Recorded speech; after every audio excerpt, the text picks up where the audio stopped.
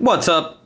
In this video, I'm going to show you how you can easily disable or enable VoiceOver on your Apple iPad Air M4. Let's go.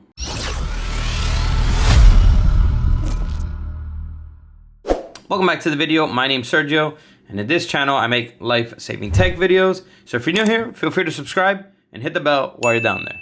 All right, let's get to it. So you might have turned the VoiceOver on by mistake. And VoiceOver can get really annoying if you turned it on by mistake because it just reads everything out loud to you.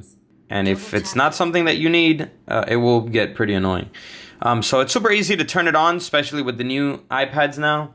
They changed it now to where it's easier to disable it and enable it, where before you would have to go into settings and find accessibility and then find VoiceOver to turn it off. Now all you have to really do is triple click the power lock button up here, or the Siri button.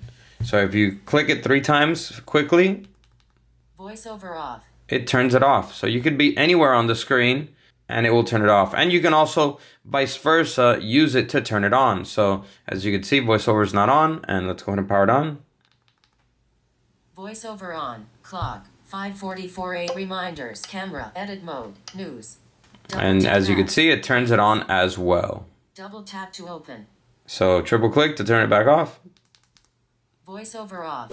And there you go. That is how you easily disable or enable VoiceOver on your Apple iPad Air M4. Go ahead and destroy the like button if this video helped you, and comment down below and let me know.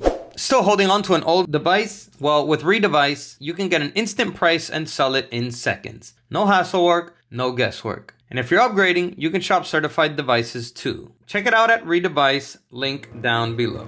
So that's all for this one. Catch you in the next video. And as always, peace.